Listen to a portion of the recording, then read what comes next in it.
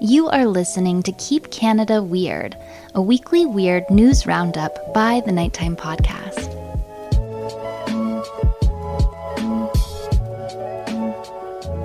Hello, listeners, and welcome back to the weekly Keep Canada Weird discussion series. If you're new here and Keep Canada Weird, my pal Handsome Aaron Airport and I seek out and explore some of the more offbeat Canadian news stories from the past week. In tonight's episode, which we recorded during the evening of July 20th, 2022, we discuss sex toys in Burlington, a hacker/MLA, and we try to understand some of the nonsense that Tim Hortons seems to be up to down in the United States. So buckle up and let's get into it.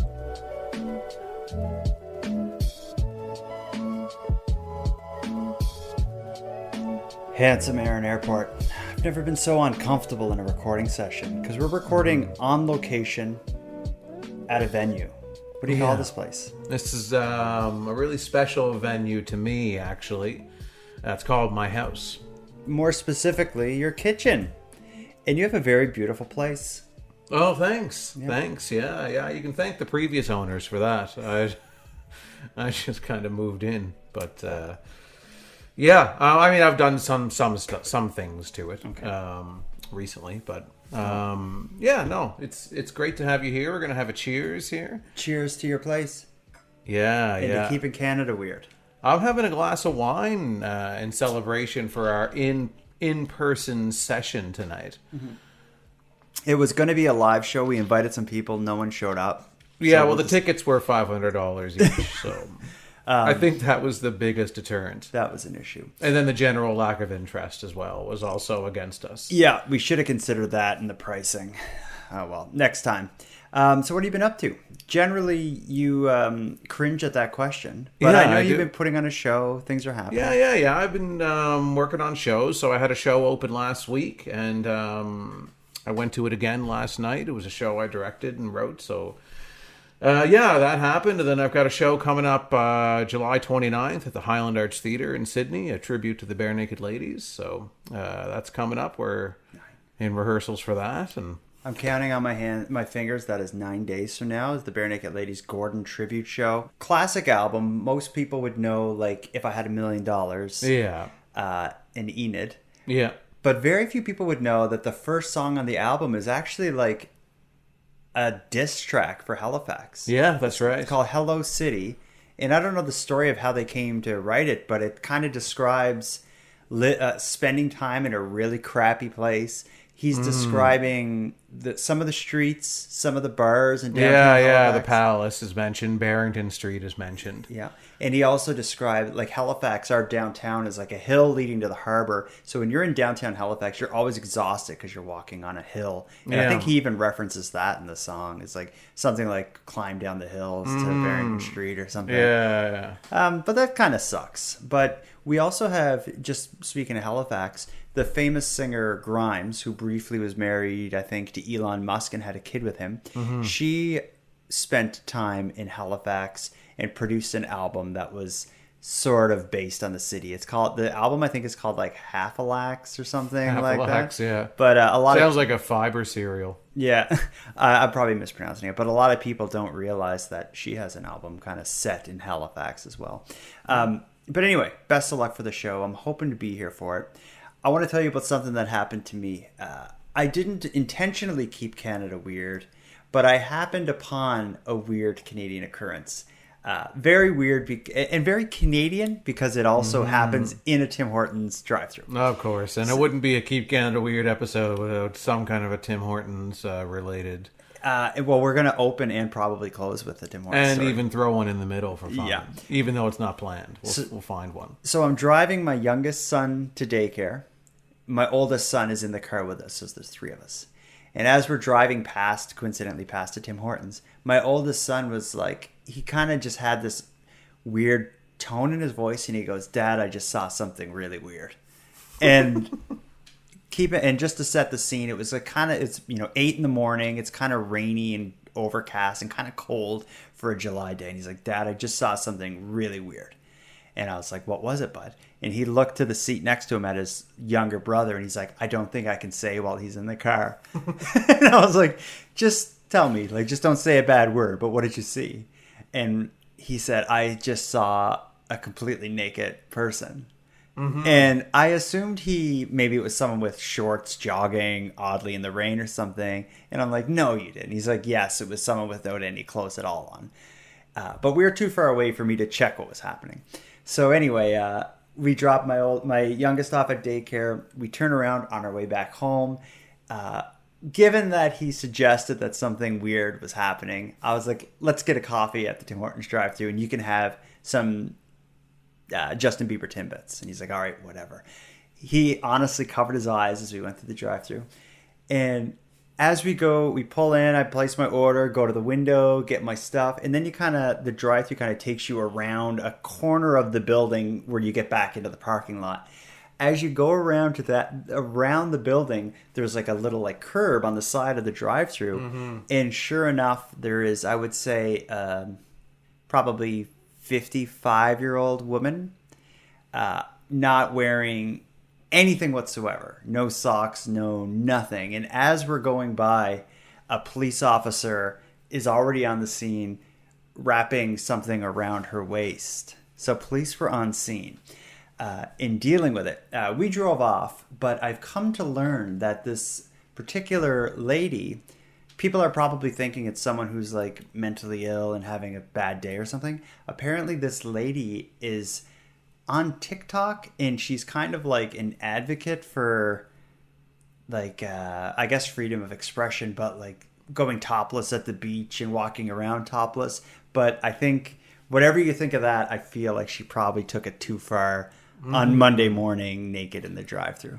Well, I don't know. I mean, naked on a Monday. I mean, the rest of your week is probably just gonna get better. Yeah, it's kind of uphill from there. But either way, I want to start the week off right, so I'm gonna take all my clothes off and go get a bagel at Tim Hortons. I just thought it was a weird choice to make, and it puts probably the police in a pretty awkward position because what do you like? How do you handle that? You can't just like arrest someone, but at the same time, you can't let someone be completely naked in the middle of the day. Yeah. Well, it kind of harkens back to a story we covered a few weeks ago about the topless woman in the park who, caused a bit of a stir, and the police showed up and bullied her a bit. But I think we did decide there that there's a line at underwear and stuff. Like it's the below the belt line. Yeah. So this person broke that. I was considering. But did she know that you and I decided that? She must not listen to the show. She if she wants to know, how human beings should act in society. Then yeah. Because we don't apparently we are the be all end all on that. And we don't just lay down the rule. We kind of showed our math in that discussion. So I think if anyone knows this person, they should forward that old episode. That old episode. Prevent that. It's from the belt up. It's fine.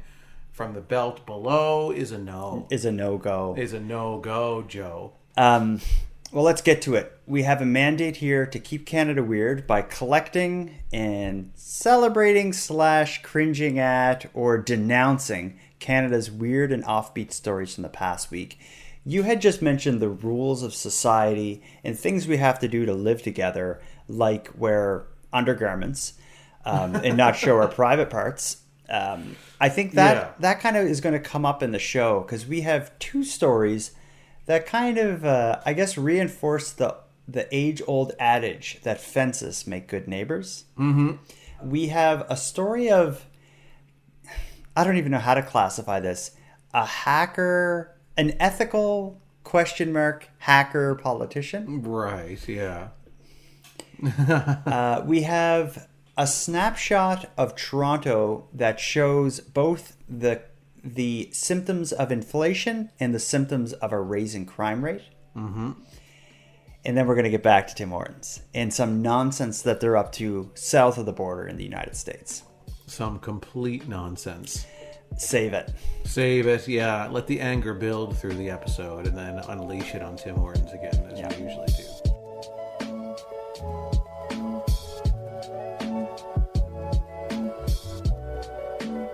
So where do you think we should start this? Well, let's get into one of the neighbor stories that we have. Would you rather start it with an unreasonable fine or sex toys? Let's start. Well, I mean, one should always build a little bit up to the sex toys. Okay. You know, it should be gentle as you lead into that. Yeah, let's lube it up with this story. Oh, okay. Yeah, and you went. I tried to dance around it, and then you just went for it. So, all right. Yeah, let's go for the less risque version of Angry Neighbors. So this story, the headline of the article that I'm going to read through somewhat, is Woman Faced $50,000 Fine for a Missing Shingle After a Bylaw Complaint. An Ottawa woman who was handed an order by the city to fix a single shingle on a home she owns or face a $50,000 fine says the handling of the matter was heavy-handed and unfair. Heather Borkaz's house in Vanier lost the shingle during a recent storm that swept through in May. To get a letter saying you're in violation, your one shingle flew off your roof during the storm, you're in violation, and the first offense is $50,000 and the second offense is $100,000. I was beside myself. I was very upset. I was hyperventilating. The poor bylaw officer, I'm sure, caught the brunt of it, because I didn't understand why I was the only person on my street getting that kind of a letter when there's lots of houses in the neighborhood that are in much, much, much worse shape than mine. And I felt I was being bullied. I felt I was being harassed because I know the neighbor who reports all the time, and he's scot-free.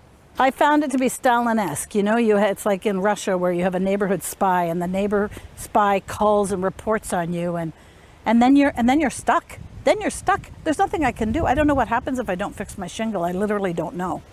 But first offense is $50,000, second is $100,000. And even though they tell you, well, we'll never apply that, okay, but it feels, you know, you get a letter like that and it really takes you. My mom was with me. She thought I was going to have a stroke. I was so upset. And I guess my feelings were hurt too, because I thought, geez, my house is really nice. What's the matter with you? And I don't like the fact that my neighbors can spy on me and can report me. I guess to summarize it, a storm blows through. She's missing a shingle. The neighborhood watch Karen type person calls in bylaw enforcement. A missing shingle. I don't know the bylaws in Ottawa, but they may have a bylaw about like an unsightly premises. There's an unsightly premises bylaw. You know, locally that, you know, if somebody has a property that has become so unsightly or, you know, that it's causing issues, then you can use that to kind of try and get something done about it. I wonder if that's what they went after, because it's like missing one shingle. If it damages anybody, it's going to damage her when the next rainstorm comes and some water gets in. So it's not like this unsafe thing on her yard. Yeah, and one missing shingle is not an overly unsightly thing to have on a house. You know, if the house is just a normal house and it's missing one shingle, nobody's going to bat an eye at that. Even the most particular neighbor. I can't see... There seems to be more behind whoever called to report this missing shingle. There seems to be more motivation that we're unaware of. It could very well just like they go on as both. There's one neighbor who has a long history of calling in bylaw complaints. In reading her reaction and listening to an interview with her, I also feel like maybe she was giving it back pretty harsh too.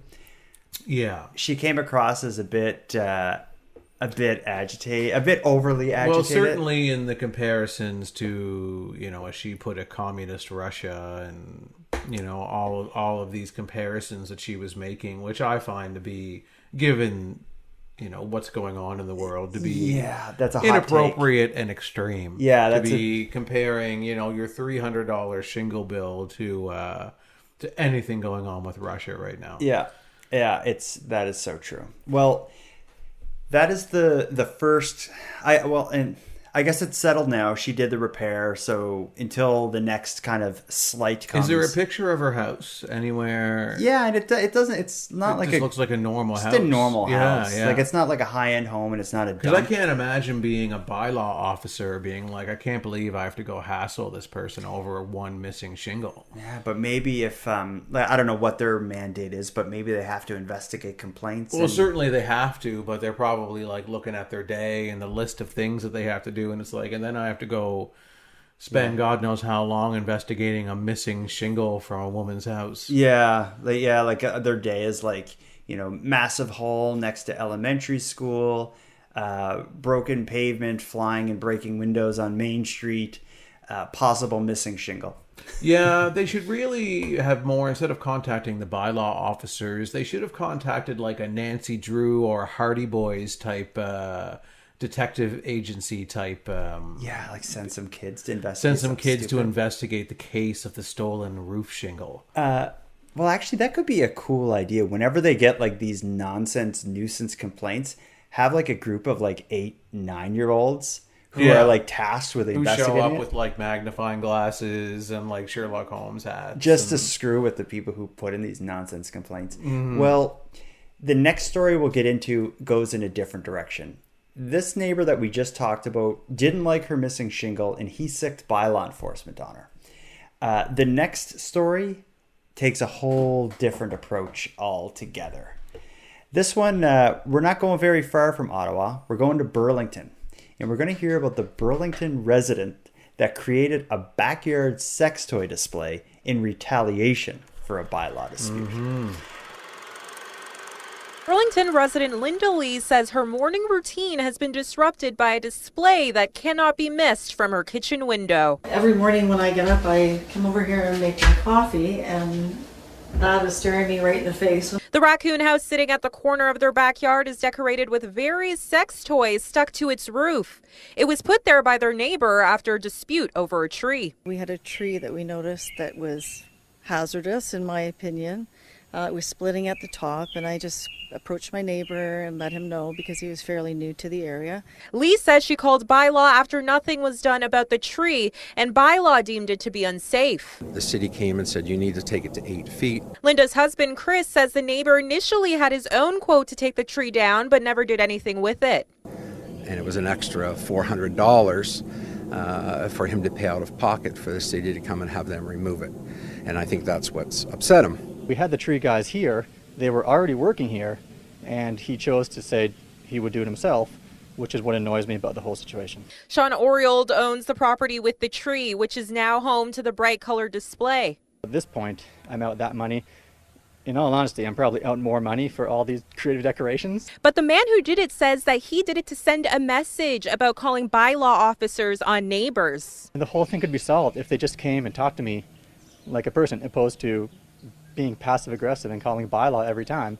The Lees say that the display has negatively impacted their family and social lives, putting a damper on a recent birthday party they hosted for Linda's mom's 91st birthday. They also installed security cameras in their backyard in wake of the situation. I just want it down. I just want it to be gone. It's way past just a tree removal. It's about what's right and wrong, and this is wrong. The Lees have reached out to bylaw counselors and the mayor to see if the sex toys can be taken down, but say they have not yet received much help. Specifically states in the definitions of nuisance anything that's indecent or offensive to your senses. And as far as I'm concerned, you've got 5 senses, and sight is one of them. Sean says he'd take the display down if the Lees removed their security cameras and repay him the $400 it cost to lower the tree. What they did is they put kind of like looks like a birdhouse on the top of the stump that where the tree used to stand. And it's in a spot where this birdhouse that they built, it's bright purple, and it's looking directly at the neighbor's home who filed the complaint, and they covered the birdhouse in dildos that are all pointing towards the neighbor's property. The neighbor can't look out their kitchen window without seeing it. They entertain guests in the backyard. Yeah. It's right there. They even had a birthday party or something like that was going on in the backyard, and there was they called it a raccoon house. Is that what they call that's, it? Yeah. It's like it's obviously a lot larger than a birdhouse, but I think it's designed so a raccoon can go inside. I'm not sure why you would want to encourage raccoons to take up shop in your nearby trees, or in your yard, but yeah. They interviewed the guy who actually put it up. He was unapologetic, and he claims unless they give me the money I spent removing the tree, it's staying up. They're kind of at a standstill. Other than hating your neighbor for the rest of your life, I don't know how this one ends. Yeah, you could move. You could move, but I mean, I'm sure a hurricane's going to come through that area at some point. You know, a strong wind will probably take care of those dildos. I don't know how they're connected, because it wouldn't be that heavy, and it's kind of well. The thing is that it depends on what kind of dildos they are. If they're just made from latex, then he could have glued them, or he could have nailed them to it. But it could be worse, because then as the wind blows, they'll just be flapping back and forth. But then they're going to start to rip, and then they're going to fall down, and then he's going to have dildos on the ground, all over. Yeah, his ground, all over his yard. Yeah. The raccoons, it's in a raccoon house. So, what do the raccoons think of the dildos on the house? Yeah, because the raccoon is I need a place to live. This is where I live, and then my neighbor's putting dildos on my roof. The true victim here. But if there is bylaw enforcement for trees and for shingles, certainly there would be one, or some kind of bylaw or something that could affect your ability to have a bunch of dildos and something pointed towards your neighbor's house. But I guess it's on his own property, and his neighbor could put up a fence or a higher fence because they already have one. Yeah, but I think there probably is an argument there if it's an obscene imagery that is being put up and pointed towards their yard so that they see it. I would think they would have an argument. Yeah. To get the authorities involved to force him to take it down. Yeah, and especially where I'm just thinking the objects themselves aren't. It's not like naked photos or something. It's not obscene. But if you have kids in that yard, that's a X-rated, an adult kind of. Yeah, then maybe he could come back and make the argument. Well, it's an art installation that I have in my backyard, and some may consider it provocative, but it's art. Yeah. But life is provocative. Life is provocative. But again, people still aren't considering the raccoons who live in that house. That's sad. These people in Burlington, I feel for them, because it's I don't think... a tree that is dead, that is going to fall over at some point, whether it's going to hit your property and damage your property or hit a power line or whatever it is. That is something that a neighbor should take care of if that tree's on their property, because it's only going to damage, somebody else's property. Exactly. Eventually. Yeah. A tree that was split like that. In the news article, I saw the tree. It was in rough shape. And it would be, if it was my neighbor had that, I'd be concerned too. That the storm that would maybe blow the dildos off the raccoon house... Mm-hmm. would have blown that tree onto maybe my house, maybe my neighbor's house, maybe my car. Who knows the story. But it's like I said at the beginning, they say fences are good neighbors, and this is why. You can have someone next door to you. They have a fence. A bigger, taller fence. They need a privacy fence, unlike any privacy fence ever seen before. But it's just when you live that close to someone in the city where you're crammed on top of each other, it's all it takes is a nasty neighbor to completely destroy your home. Because in my neighborhood there's no fences, but you're not on top of. We're not on top of each other, so it's.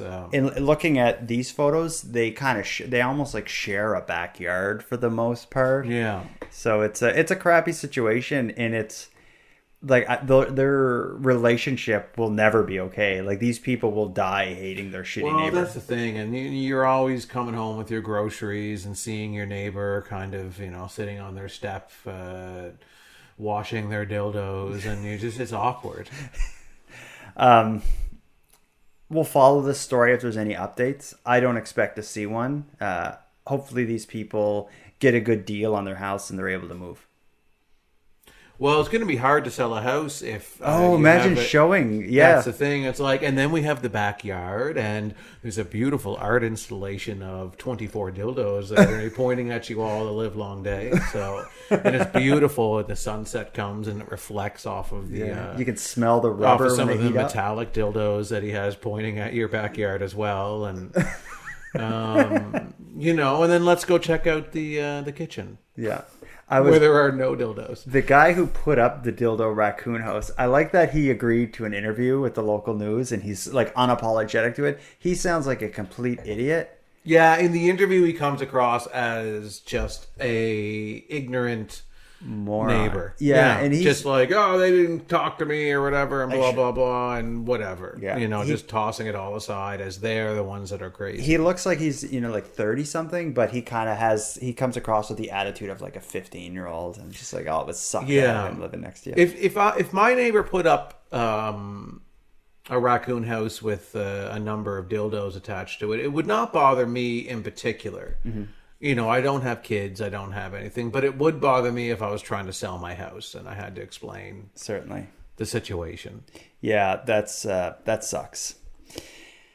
Well, let's move on. I have one quick update for you before we move on to our next story. Okay. This actually just came through earlier today. A listener is helping keep Canada weird by keeping me up to date on a story we covered a while back. You remember the big potato man in a town that I could not pronounce right? That's right. New Brunswick. Do you remember the name of the town? No, I don't remember the name of the town. Majorville. Silver Valley Farms has the giant potato man made out of concrete. And we last covered the story. They were looking for someone to repair the concrete of the potato man before it fell over. They found someone. He died before they could finish the work. They made a post on their Facebook, both expressing their remorse or their sympathy to his family for his death and notifying people that the position is now again open. They just made a post on their Facebook, the Silver Valley Farms, with a little bit of good news. I'm going to read you the Facebook post and we'll follow the story. What they had to say is, great news. The big potato man is finally ready. Thank God. The big potato man is finally ready to be shown off to the world again. After a couple weeks of work, rain or shine, the guys at A+ Masonry got the job done. We can't thank them enough for all the hard work on bringing our spud back to his glory. And then it has a picture of what is probably the potato covered in a big tarp. And it says, this Saturday, July 23rd at 1 p.m. will be the unveiling of the big potato man. Grab your family and friends and come on out for a fun afternoon. After a thank you to everyone who helped make this restoration possible, we will be serving a free small ice cream. Stress small. Yeah, it's not a lot of ice cream. We will give you a teaspoon of ice cream if you come out to see the unveiling of the new potato man. It'd be great if they took the the tarp off of the potato man. It was covered in dildos. Neighbor!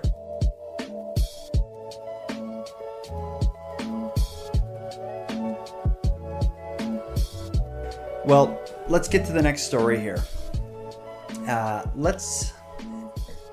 Actually, these are two crime stories, I guess, in a roundabout way. We have an ethical hacker who's also a politician, and then theft/inflation in Ontario. Let's do the hacker. It's a bit longer. Yeah. Let's hack into that one. This is a really odd story, and I feel like we're only getting the surface of it. Oh, big time. But I'm excited because this is eventually going to go to court, and I'm sure a lot more is going to come out. I don't know what this guy's up to, but whatever it is, it's something really interesting. So I'll read you a bit of a global news article with the headline, Court Documents Detail RCMP Hacking Investigation into Alberta Politician Thomas Dang. September 2021. Abnormal traffic is flooding Alberta Health's newly launched COVID-19 vaccination website. Near constant attempts to get the personal health number and records of the very man who had just launched the site, Alberta Premier Jason Kenney. The level of sophistication This is not a simple act. I think it was malicious, and it was intended to target the premier. According to newly unsealed court documents, it was a brute force attack. 1.75 million requests for personal health numbers using the date of birth of Premier Jason Kenney. The attacker hiding behind the Tor network, a system designed to provide anonymity to a user. MLA Thomas Dang has admitted he was that attacker. He reported the breach to the NDP, who in turn reported it to government. Dang has since resigned from the NDP caucus due to the investigation, but has claimed to be an ethical hacker trying to ferret out vulnerabilities in the site. As an opposition MLA, as a private member of the Assembly, I have an obligation to investigate and report concerns when they are raised to me. By him saying that he's being an ethical hacker and it's his duty to do that, that's like a person saying it's my duty to rob a bank because the bank is there. The NDP is not commenting further on the activities of their former MLA. Prosecutors have decided to charge Dang with illegally accessing private information under the Health Information Act rather than laying criminal charges. So, instead of a penalty of up to 10 years in prison, if convicted, Dang is facing a fine of up to $200,000. Wow. So what is this guy up to? That's what I'm wondering, because he said that he wants to,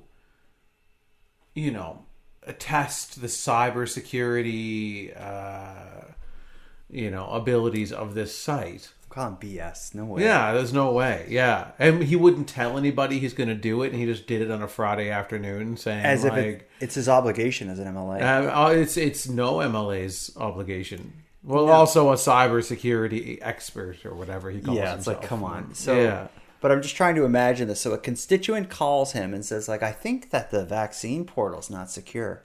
So he goes on the Tor browser, which is like protected through a VPN. It's like basically like the dark web sort of stuff.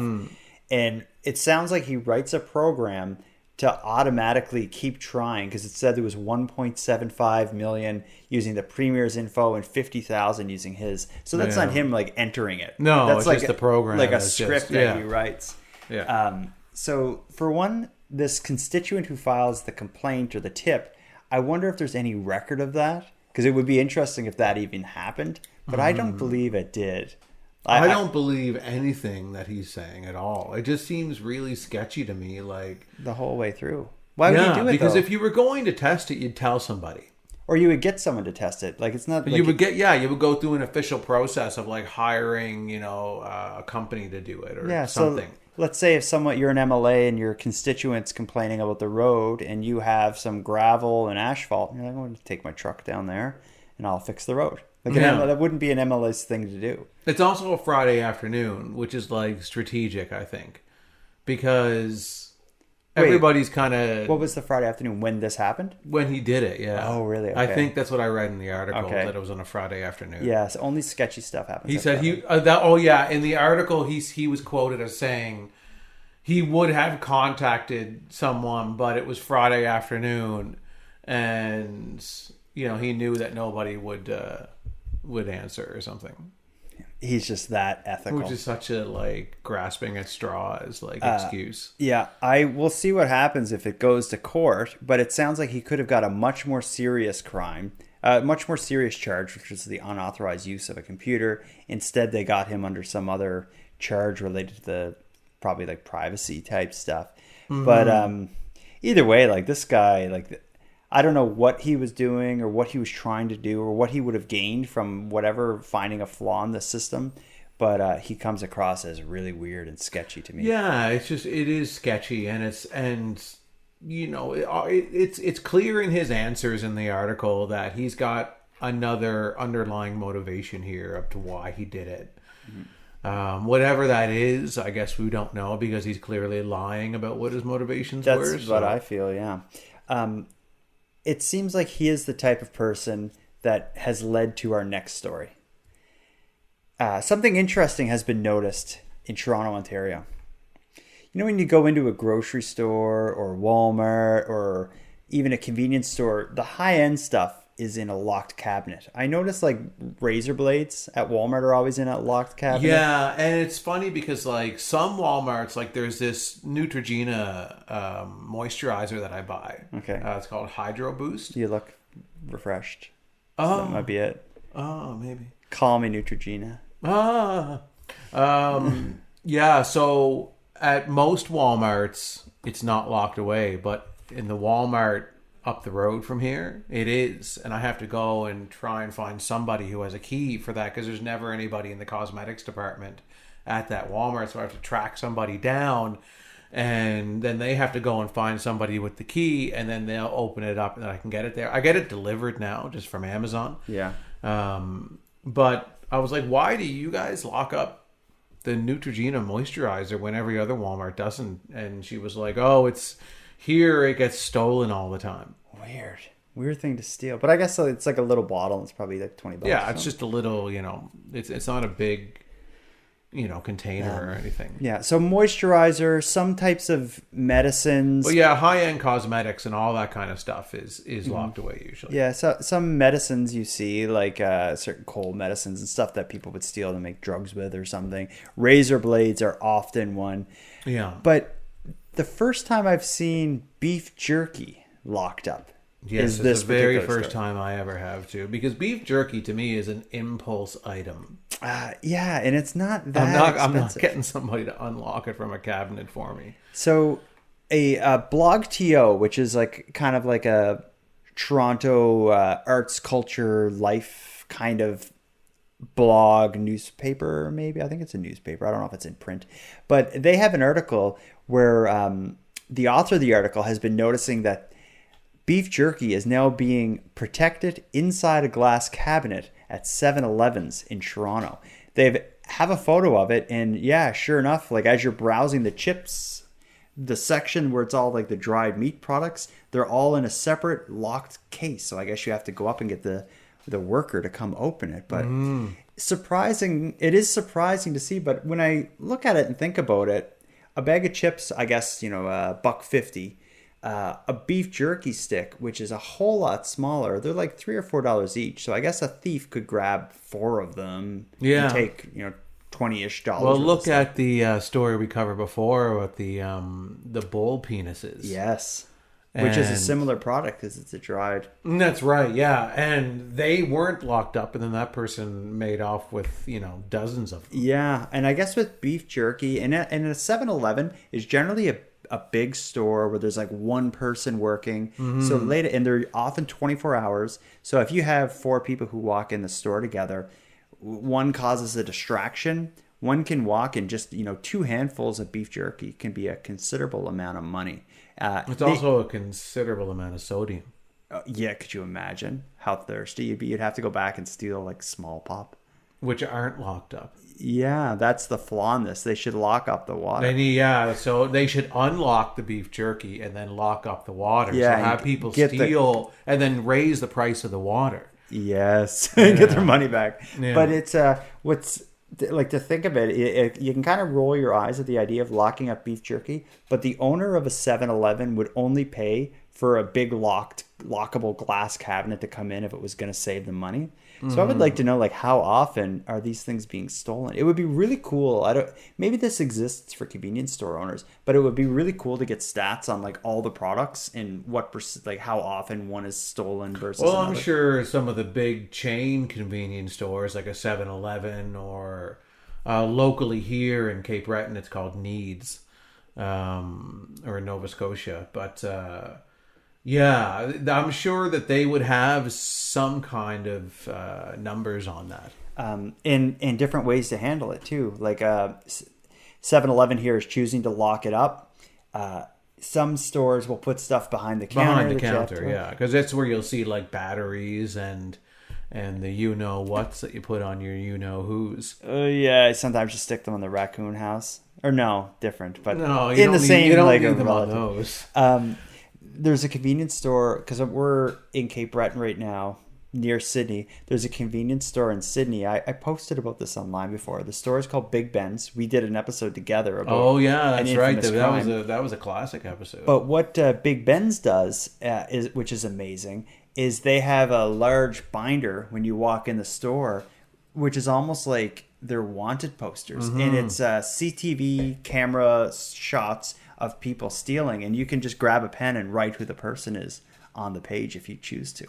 I had shared... If you dare. I had gone home one day to Cape Breton. I was here. And I was flipping through the book, and I was just kind of amazed at the idea of, like, it would say what they stole. So it was like a woman stole, or it was a photo of a woman, and she was kind of looking over her shoulder suspiciously towards the camera.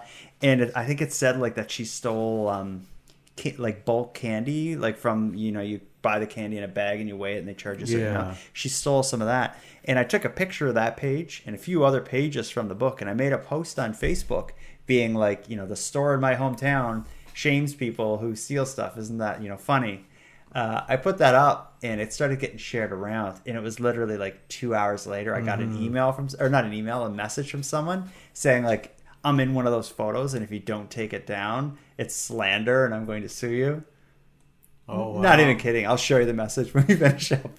Wow. But anyway, I didn't do anything about it. I didn't take the picture down or anything. I just didn't respond to that person. Yeah. But because I kind of did the math in my head, and I was like, slander would be if I said something that wasn't true. And if she's saying that is a picture of her stealing, then she should maybe take her issues up with Big Ben's. That's kind of what I was thinking. Convenience store that has her picture in the binder. And in the like as you walk in the busy store.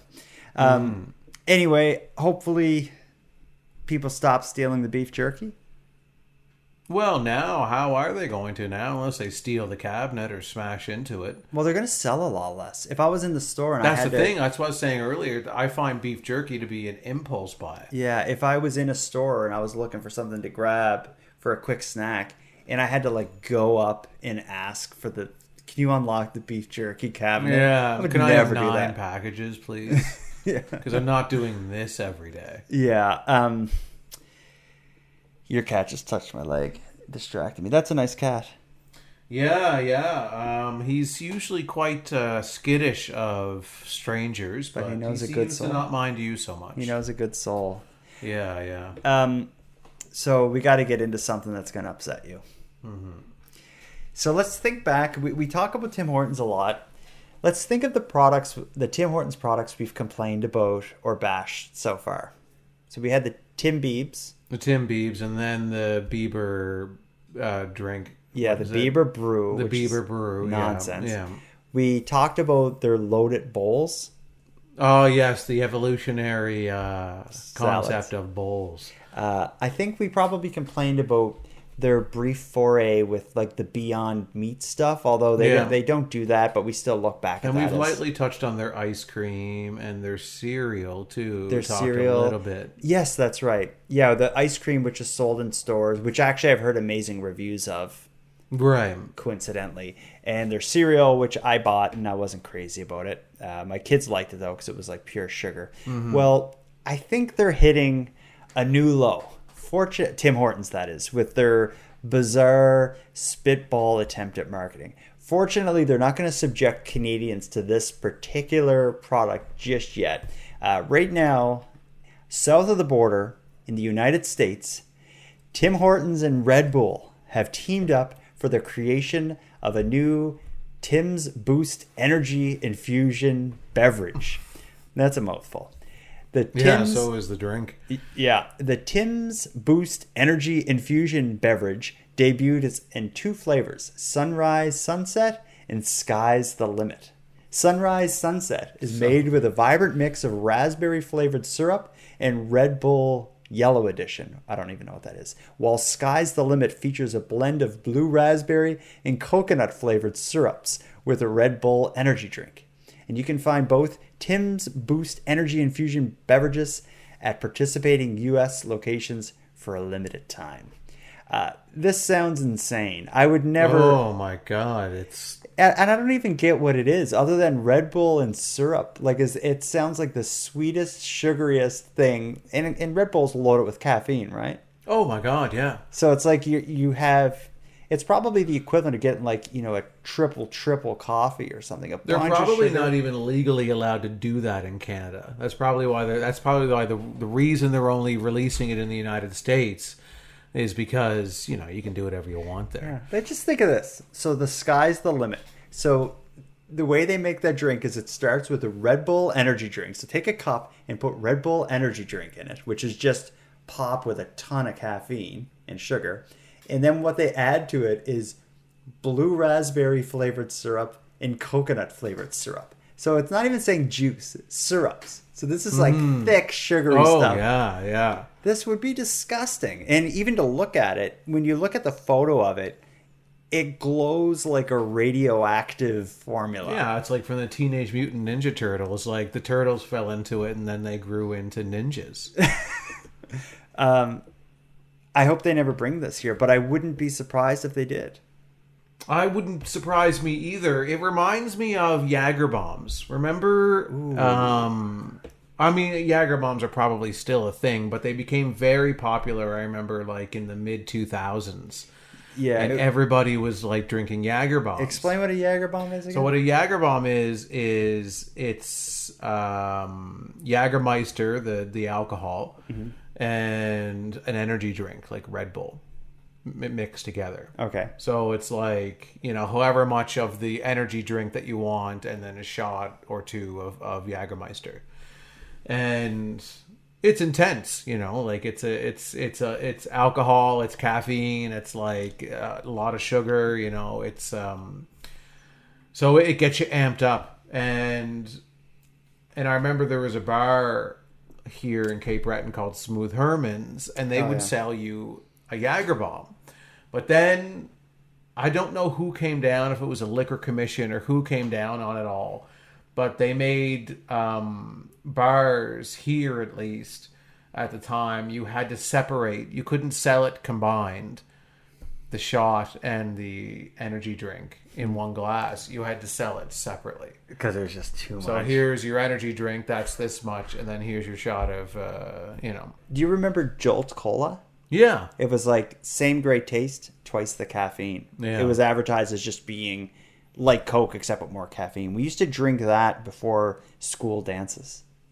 we would just dance. We would just get like 2 Jolt Colas. You would just come in sweating profusely and just start dancing all over the place. Yeah, that's what we did. That was a good time back then. Yeah. The CNC Music Factory gonna make you sweat. Well, we can wrap this up. I think we fulfilled our mandate tonight. We found a few weird stories. In the process, we were able to break down some issues that affect us all, like dealing with our neighbors and protecting stores from theft of beef jerky. We were able to shame Tim Hortons once and a half, because my story at the beginning about the nude person, that wasn't so much a Tim's thing. It wasn't really, had very little to do with, just where it took place. Yeah, but people hang out at Tim's and do weird stuff, like a Tim Hortons parking lot. Like you can talk about Tim Hortons being kind of this like cultural icon in Canada, for better or worse. But Tim Hortons geographically, like it always ends up being like a bit of a town hall, both inside the restaurant with people sitting down complaining about the government, or in the parking lot. There's always people there. Tim Hortons is where problems are solved and problems are created. I think that's a beautiful way to end it. Yeah. Aaron, until next time. Jordan, until next time. Get out of my house. I'm putting up a raccoon house outside. Okay. 90 dildos on it. I want to thank you for joining Aaron and I for our Keep Canada Weird discussion. But before we part, I have some thanks. First, a big thanks to Aaron for sharing another evening with me and with you, the listeners of Nighttime. A big thanks to the internet's favorite cult leader, Unicole, who supplies the intro and outro voiceovers. But most importantly, I have a massive thanks to everyone who listens to Nighttime, as without your interest and your support, Nighttime would be as pointless as it would be impossible. But with that said, keeping the show alive is and has always been an uphill battle. So if you want to help take a bit of weight off the show's back, make sure you're listening on the premium feed. And not only does the premium feed fund the creation of the show, It'll give you more of each topic than you'll find here on the free feed, as I'm adding exclusive content regularly and maintain a full back catalog of episodes only on the premium feed. So for about the price of a cup of coffee, help keep the show alive and get more of it at patreon.com/nighttimepodcast. And with that said, let me thank the newest subscribers of the premium feed. Patrick, Tanya, and Paulina, thank you for your generous support. And for anyone else who'd like to support the show but can't do it with a premium feed subscription, you can help keep Canada weird by sharing this episode on social media and letting some like-minded friends know what we're doing here. If you have any story ideas, want to give feedback on the show, or would like to contribute a voice memo for Aaron and I, you can do all that and more at nighttimepodcast.com/contact. And we hope to hear from you soon. But until then, take care of each other, hug your loved ones tight, and let me know if you see anything weird. The Nighttime Podcast is written, hosted, and produced by Jordan Bonaparte. Copyright Jordan Bonaparte.